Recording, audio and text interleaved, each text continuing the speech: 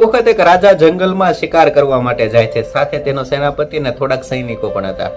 રાજા જ્યારે જંગલમાં શિકાર કરવા માટે જતો હોય છે, થોડી વાર શિકાર કરે છે ને પછી આ રાજાને ખૂબ તરસ લાગે છે. સૈનિકોને કહે છે કે અહીંયા આસપાસ કાંઈ પાણીની સુવિધા હોય તો તમે શોધી લાવો.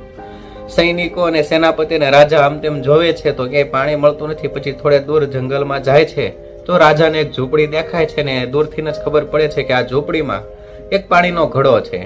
એટલે રાજા અને આ ઝૂંપડી અંધ વ્યક્તિની હોય છે. એટલે રાજા તેમના સૈનિકને કહે છે કે પેલી ઝૂંપડીમાં જાઓ અને મારી માટે એક લોટો પાણી લેતા આવો.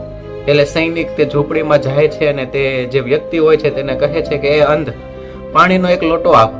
એટલે તે અંધ વ્યક્તિ કહે છે કે મારી ઝૂંપડીમાં પાણી નથી, તમને પાણી નહીં મળે, તમે બીજે ક્યાંયથી પી લો.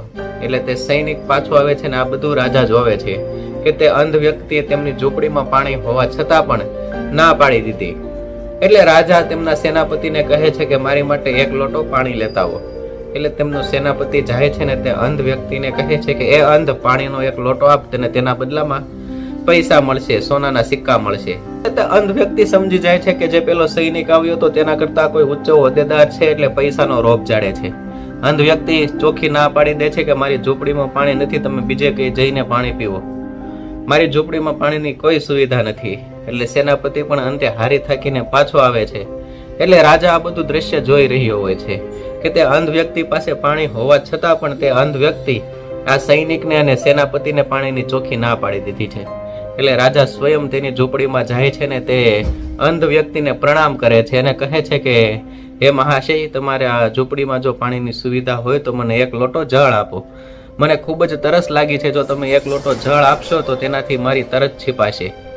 એટલે તે અંધ વ્યક્તિ રાજાને પ્રણામ કરે છે અને તે રાજાને કહે છે કે જો તમારા જેવા રાજા હોય તો એક લોટો જળ શું, અમારો જીવ પણ તમને આપી દઈએ. એટલે તે રાજાને એક લોટો જળ આપે છે. રાજા તે પાણી પીએ છે અને પોતાની તરસ છીપાવે છે. પરંતુ અંતે રાજા તેમને પૂછે છે કે તમને ખબર કઈ રીતે પડી કે જે પેલો વ્યક્તિ આવ્યો તે અમારો સૈનિક હતો, જે બીજો વ્યક્તિ આવ્યો તે અમારો સેનાપતિ હતો અને હું રાજા છું. એટલે તે જે વ્યક્તિ જે સરસ મજાનો જવાબ આપે છે, દોસ્તો ધ્યાનથી સાંભળજો. તે વ્યક્તિ કહે છે કે કોઈ પણ વ્યક્તિનું જે કઈ પોઝિશન ઉપર છે, કયા સ્તરનું તે કામ કરે છે તે તેની વાણી ઉપરથી ખબર પડે છે. જે પેલો વ્યક્તિ આવ્યો તે એકદમ તોછડાઈથી બોલ્યો, બીજો વ્યક્તિ આવ્યો તેનામાં તોછડાઈ તો હતી જ તે, પરંતુ સાથે સાથે તે પૈસાનો રોપ જાડતો હતો અને તમે એકદમ વિનમ્રતાથી વાત કરી. એટલે હું સમજી ગયો કે જે પેલો વ્યક્તિ આવ્યો તે સૈનિક છે, બીજો વ્યક્તિ આવ્યો તે સેનાપતિ અને તમે સ્વયં રાજા છો. એટલે દોસ્તો આ કહાની ઉપરથી આપણને એ જ શીખવા મળે છે કે વાણીમાં જેટલી મીઠાશ અને નમ્રતા રાખશું તેટલું જ આપણને બીજા લોકો આદર સત્કાર આપશે ને આપણે જીવનમાં સફળતા મેળવી શકશું. દોસ્તો આ કહાની સારી લાગી હોય તો આ કહાનીને લાઈક કરો અને શેર કરો, અને તમારે આવી સરસ મજાની કહાની સાંભળવી હોય તો અમારા ચેનલને અત્યારે સબસ્ક્રાઇબ કરો. Thank you.